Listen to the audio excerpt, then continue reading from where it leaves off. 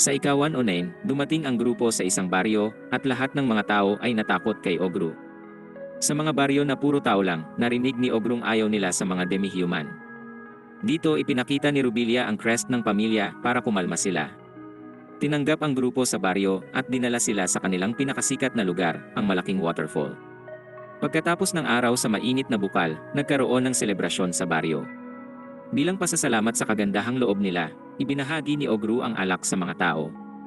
May isang medyo madikit kaya naramdaman niya ang galit ni Dami. Para lalong magsaya, nagdao si Ogru ng tagisan sa pag-inom at ang mananalo ay makakatanggap ng gantimpalang 4 na silver plate. Sa kasamaang palad, di nalalasing ang mga orga kaya lahat sila ay nawalan ng malay kontra kay Ogru. Kumain si Ogru ng isda at nagkaroon ng kakayahan. Sa ika-110, umalis sila sa baryo at napansin ni Ogrung medyo maputla ang kambal. Ipinaliwanag nilang dahil ito sa pagluluto para sa napakaraming tao kaya inalok ni Ogrung siya na muna ang magluluto para makapagpahinga sila. Sa ika-111, nagulat sila at sinabi nila kay Ogrung pigilan ang centipede. Lumalabas na buntis pala ang kambal sa mga supling ni Ogru. Agad kinontak ni Ogru si Gobji dahil hindi niya alam ang gagawin. Mabilis lumaki ang tiyan ng kambal kaya nagtaka si Ogru kung magiging ayos lang kapag binalik sila sa baryo. Sa kasamaang palad, ipinaliwanag ni Gobjing hindi sila abot. Kinukuha ng mga anak ng orga ang nutrisyon sa tiyan ng ina at agad ring lumalabas. Kung orga ang kambal, ayos lang sana pero ang katawan ng tao ay masyadong maliit. Kung hindi sapat ang nutrisyon, maaaring mapunit ang tiyan ng ina. Wala nang oras para bumalik sa baryo, kaya nagpasya si Ogrung maghanap ng malapit na lugar para manganak ang kambal. Nasa matinding sakit ang kambal pero sinabi nila kay Ogrung huwag mag-alala at pinangako nilang manganganak ng maayos. Makalipas ang ilang sandali, nag-aalala ang lahat ng makita nilang masyado nang nangangayayat ang kambal. Sobrang mahina na sila at hindi umepekto ang life potion ng alkemista sa kanila. Kailangan nila ng bagay na may mas mataas na nutrisyon para lang sila ay mabuhay. Biglang nagkaroon ng ideya si Ogru. Alam niyang magiging mahirap ito para sa kambal pero wala nang ibang pagpipilian. Pinunit ni Ogru ang sariling braso at sinabing kainin nila. Nagulat ang lahat pero ito lang ang natatanging paraan para mabigyan sila ng enerhiya. Walang oras para lutuin kaya kailangan nilang kainin ng hilaw. Tumanggi ang kambal na hayaang masaktan si Ogru pero pinunto ng ibang kasama na kaya niyang mag-regen. Ayaw pa rin nila kaya kinagat ni Ogru ang laman at pinakain ito mismo sa kanila.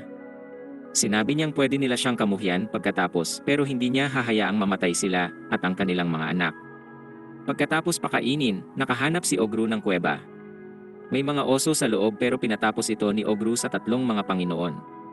Ginamit ni Ogru ang kakayahan niya para gumawa ng mga kama pero lumalaki ng sobra ang mga babae na parang sasabog na sila.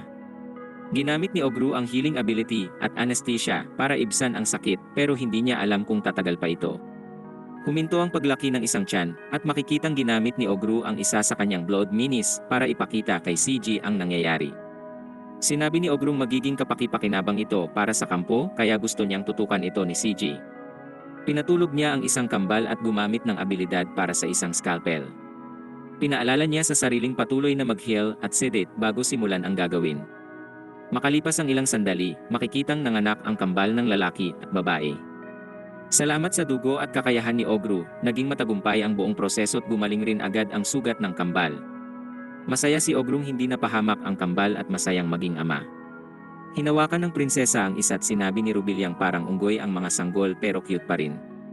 Gusto ni Gobling makita ang mga sanggol dahil iniisip niyang maaaring halong orga ang dugo nila. Nakumpirma ito sa mga sungay ng sanggol kaya ipinaliwanag ni Gobjing maaaring tanggalin ang mga sungay habang mga sanggol. Ayon kay Gobji, kapag ipinanganak ng babaeng tao ang sanggol na demi-human, magiging kapareho ito ng lahi sa ama. Ngunit sa isa sa 1,000,000 kaso, may espesyal na mixed blood ang lumalabas.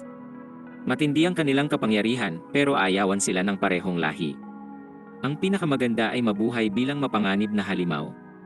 Nagpasalamat si Ogru sa lahat ng kaalaman ni Gobji pero nagdesisyon na si Ogru para sa kanyang sarili. Kung magiging halimaw ang mga anak dahil kamumuhian sila, ay patuloy pa rin niya silang bubuhusan ng pagmamahal. Tiniyak ni CG kay Ogrung ganoon din ang nararamdaman ng Parabellum. Ang kakaiba pang bagay tungkol sa mga anak niya ay may orb sila sa kanilang katawan.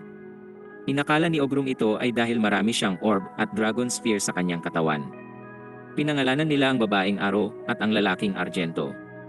Ang kambal na si Felicia at Alma ay maayos na at pinasalamatan sila ni Ogru sa pagdadala ng kanyang anak.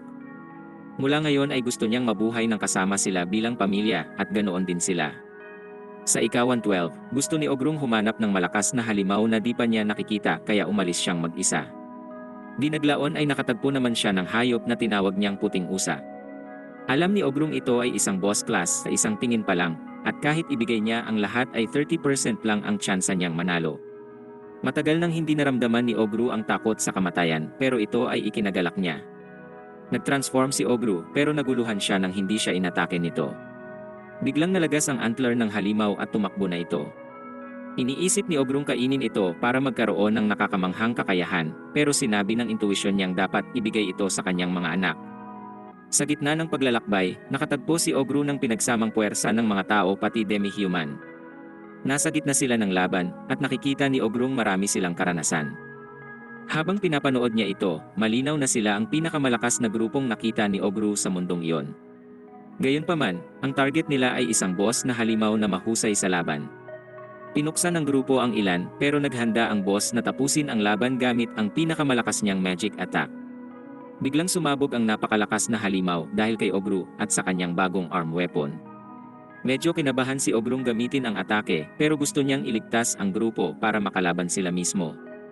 Ang problema ngayon ay di siya sigurado kung kasya ang higanteng halimaw sa kanyang imbakan. Kasya naman kaya ibinaling niya ang pansin sa grupo. Tumayo ang isang tao para protektahan sila at napaisip si Ogru ng isang bagay. Napaisip siya kung kaya bang talunin ng taong ito ang boss kung hindi niya winasak. Hindi sigurado si Ogru kung bakit pero ang taong ito ay nagpapakita ng isang bagay na tiyak siyang mananalo sa boss. Pinuri ni Ogru ang tao sa magandang trabahong ginawa niya sa laban. Nagpasya si Ogrung huwag silang kainin at nagkunwari siyang pinadala ng isang tao para talunin ang boss na halimaw. Humiling siyang hayaan siyang kunin ang halimaw at kapalit ay nag-alok siyang gamutin sila. Pumayag sila kaya kinuha ni Ogru ang halimaw at humiwalay na sila. Namangha ang tao na may nilalang na katulad ni Ogru. Alam niyang hindi pa nararating ni Ogru ang epic level pero bigla namang hindi siya makagalaw. May isang nagtaka kung dahil ito sa mga sugat pero hindi dahil takot talaga ang dahilan. May kakayahan ang tao na tinatawag na Voice of Death at ipinakita nito sa kanya ang pinakamasamang mangyayari. Kung sinubukan nilang labanan si Ogru ay matatapos ang mga buhay nila. Pagkatapos kainin ang boss at makakuha ng mga kakayahan ay bumalik si Ogru sa kuweba. Naglalakad na ang mga anak niya at sinalubong si Ogru kaya tinawag niya silang henyo. Pinakain sa kanila ni Ogru ang sungay ng usat na ramdaman niyang umangat ang kakayahan nila. Si Ogru at Redhead ay sumubok rin pero nagulat nang magkaroon sila ng dalawang kakayahan na may kakaibang simbolo. Maliit lang na piraso ng sungay iyon kaya natakot si Ogrung maaaring nagkamali siya sa pagkakataong ito.